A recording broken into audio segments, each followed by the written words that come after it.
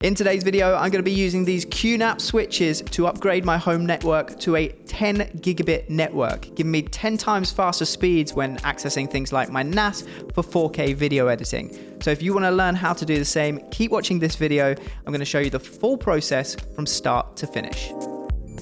Before we crack on with actually upgrading my network, I want to go into what a 10 gigabit network is, some of the benefits, and why I'm upgrading and why you might consider upgrading too, especially for those that are new to 10 gigabit networking. So firstly, what is it?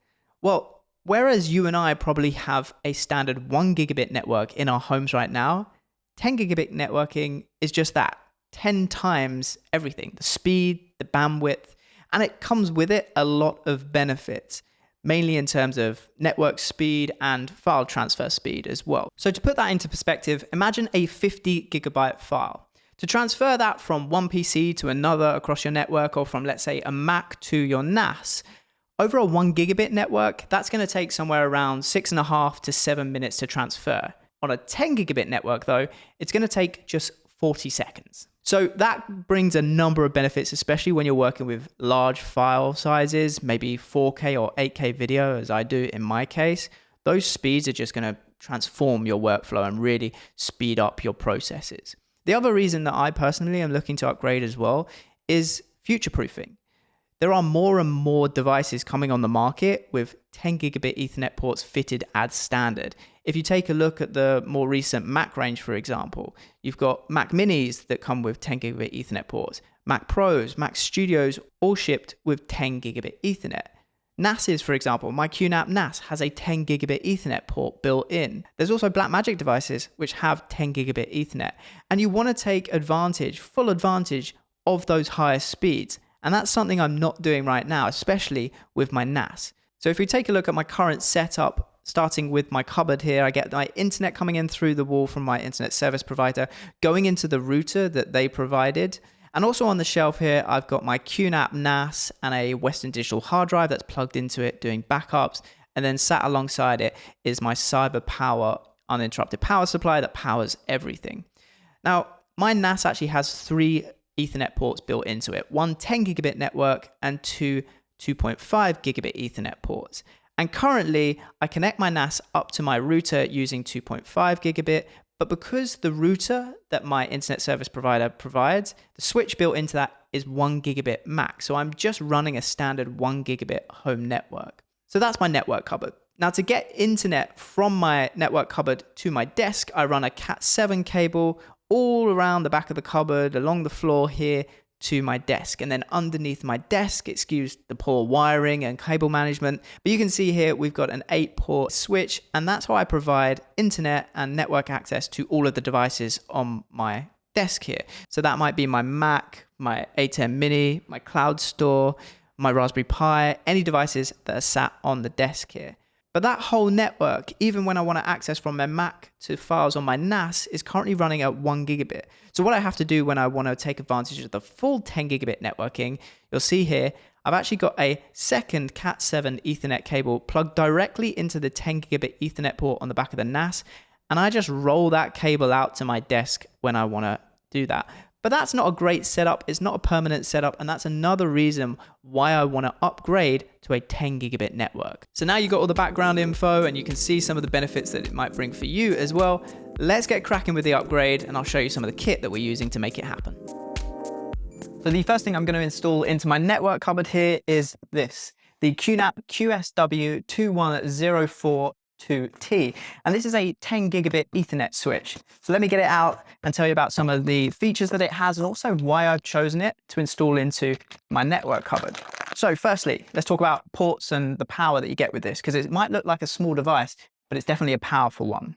So you get 2 10 gigabit Ethernet ports, RJ45 ports, and you also get 4 2.5 gigabit Ethernet ports as well. So there's lots of power within this thing. I'm going to explain how I'm going to be using all of the ports in just a second. But before I do, what are some of the other reasons that I've chosen this particular device for in here? Well, the first reason is it is small, so it can easily sit up here unnoticed. I didn't want a big network switch for in here, but also you might be able to notice there are no fans. It's a completely fanless design, which means silent operation. So it can sit in here quite nicely. You won't hear it at all. But also, if you wanted one of these on your desk, this would be a good one to go for because it is silent. You're not going to pick up any fan noise if you're recording and it coming through into your microphone. So small, silent, also very energy efficient as well, which was key for me here in this cupboard, because if the power goes out, everything in here is run by my CyberPower UPS. So I wanted something that was energy efficient so that this system could run on the UPS for as long as possible, rather than having something energy hungry and then this all only lasting a few minutes. So energy efficient, or also really cost effective. This is a great entry level product to get into 10 gigabit networking, because you can get one of these on Amazon for about $200, £150 in the UK. So nice, easy access to be able to upgrade your network from 1 gigabit to 10 gigabit. So let's talk about what I'm going to be using, how I'm going to be plugging this in. Let's talk about those two 10 gigabit network ports first. So the first port I'm going to use as connecting up my NAS. So I'm going to take the 10 gigabit port from my NAS, a Cat7 cable, and connect that to port number 1, and that will create a 10 gigabit link.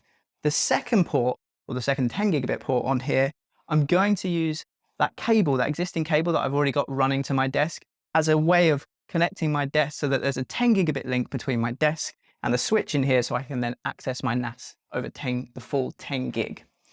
What about the remaining 2.4 gigabit ports?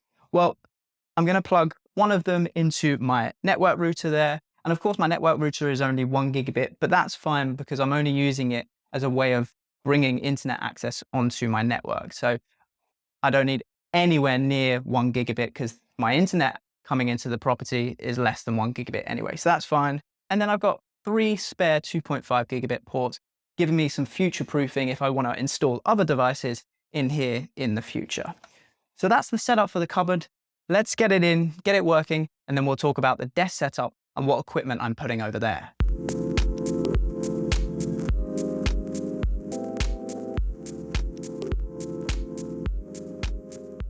Onto the desk then, and let's talk about what the setup here is going to be, because as you can probably tell, it's a bit bigger and beefier. I'm going to be installing the QNAP QSW-M1208-8C 10 gigabit switch.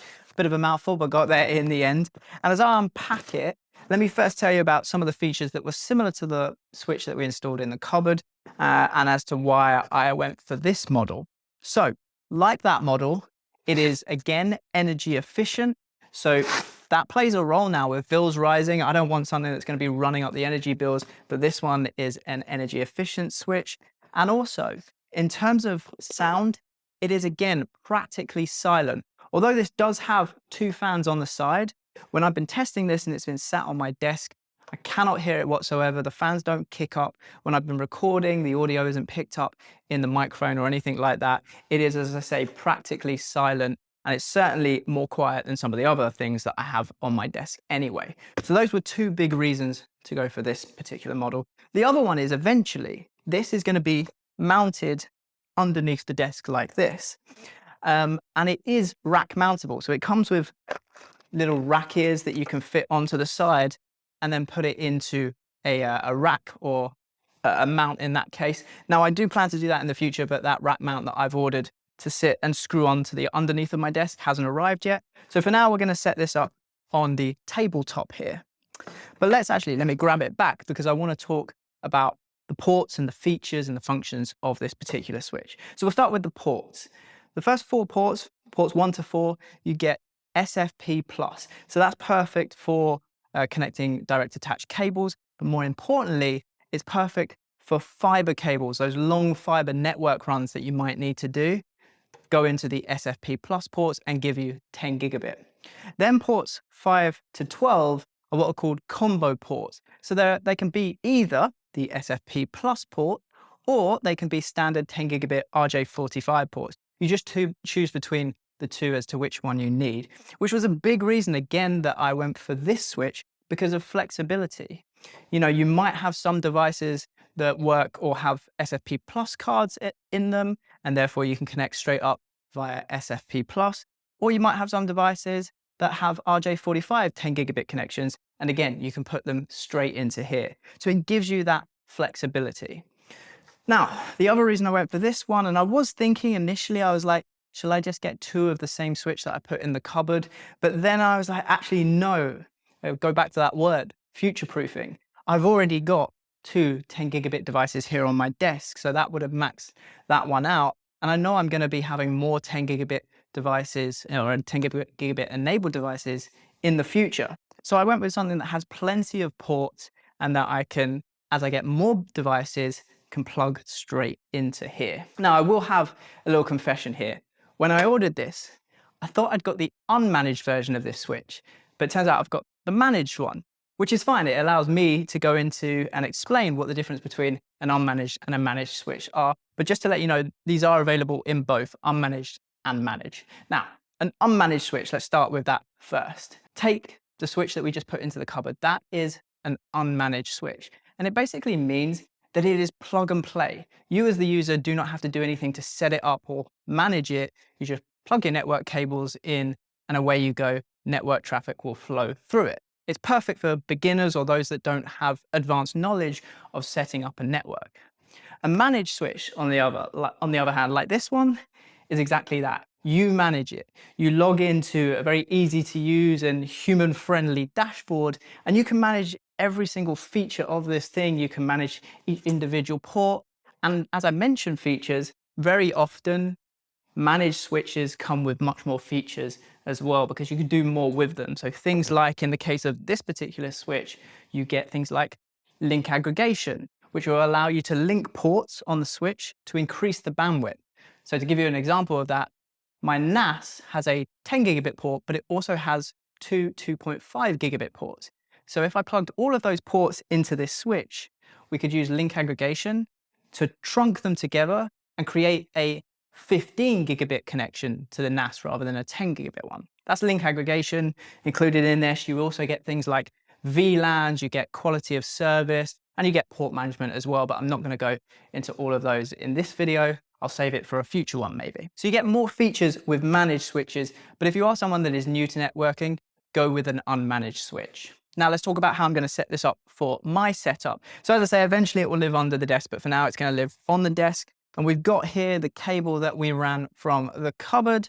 That is going to be plugged into port number 5 here, giving us our 10 gigabit link from the desk to the cupboard and the NAS that's living in the cupboard. Then I've also bought just a 5-meter Cat7 cable, which will plug into port number 6 here, and that will be used for my Mac, and that is how my Mac will access the switch at 10 gigabits. Now, I will say I like to do everything when it's 10 gigabits with Cat7 cable. That is definitely not needed. For short runs, Cat6 cable is absolutely fine. Anything sort of under 45 meters, 148 or so feet, you can use Cat6 cable and get the full 10 gigabit speeds. But I personally just like to use Cat7 cable to be sure when I'm doing 10 gigabit stuff. So that's port 5 and 6. Port 7, I'm just going to use a Cat6 cable and go from this switch into my existing Netgear switch. And that's just going to provide a 1 gigabit link to all my other devices that don't need fast access. Things like the A10 Mini, my Raspberry Pi doesn't need any more than 1 gigabit. So I can just leave that switch in there and connect it up to that one. Then the remaining ports on here are just for future devices on my desk that might need high-speed connections. So let's get this all set up and ready to go, and then we can start doing some speed tests and see how fast this new 10 gigabit network really is.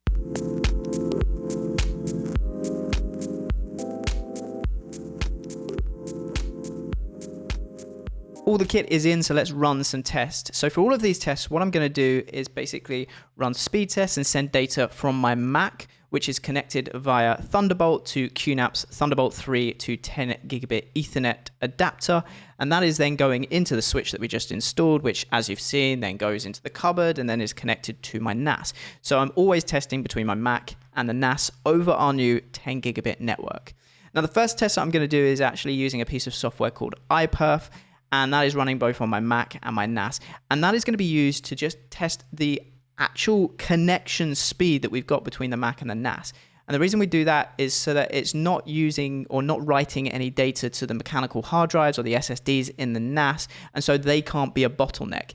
It's just testing that link speed that we've created. So we should hopefully see We won't see exactly 10 gigabits per second because that's a theoretical maximum that you can pretty much never reach. But I'm hoping we see somewhere around the 8 gigabits, the 9 gigabits per second. So I've got it running on my Mac here. Let's set it off and we can actually monitor that as it goes. I've got it running for around 60 seconds or so, and we'll be able to see exactly how much data it's doing. So it'll build up. So we're at 8.5. We're into the 9s as well, which is where I'd hope it would settle or so.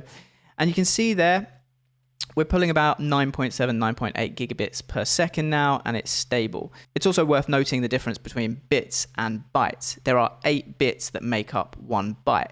So where we're seeing here 9 gigabits per second or so, that is why you then see next to it 1.5 gigabytes worth of data being sent in that second. So you can see we're sending about 1.6, 1.4 or so gigabytes worth of data every single second, and that's what is creating our 9 gigabit per second connection. And you can see here the test is now finished. We've got an average of around 8.88 gigabits per second, which I am very happy with in terms of writing data to the NAS. And actually, if I scroll over to our QNAP dashboard here and look at the last test, we can see that is reflected here as well. If I just hover over, you can see the received data is around 1.11 gigabytes per second worth of data or so. So great speeds, much better than my original 1 gigabit connection. Now that is sending data from my Mac to my NAS, but what about the other way around, to simulating reading off of the NAS? So that's what I'm going to do next. I'm going to open another terminal window so that I can actually control the NAS and send data back to the Mac. So I've got 2 terminal windows open now. The one on the left to look out for is my Mac, and that is what is receiving the data, and the one on the right is my NAS sending the data. So let's start this off, and I am going to speed this up a little bit in the edit so you don't have to sit through the full 1 minute, but we'll take a look at what the average is once it's completed.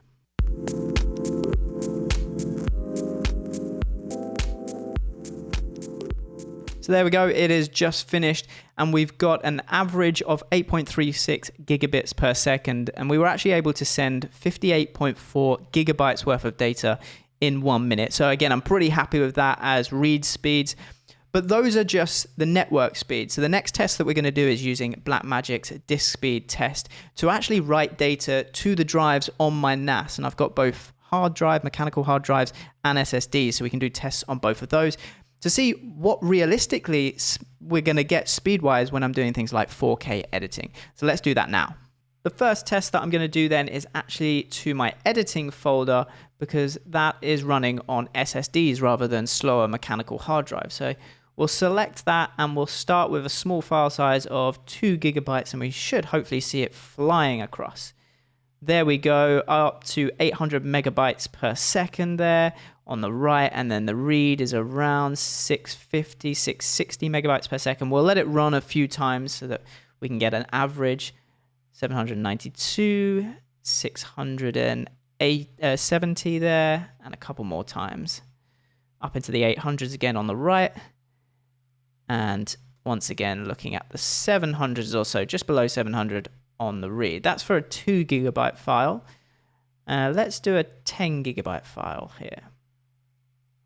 There we go, 800s again for the 10 gigabyte on the right, which are good speeds I am once again happy with.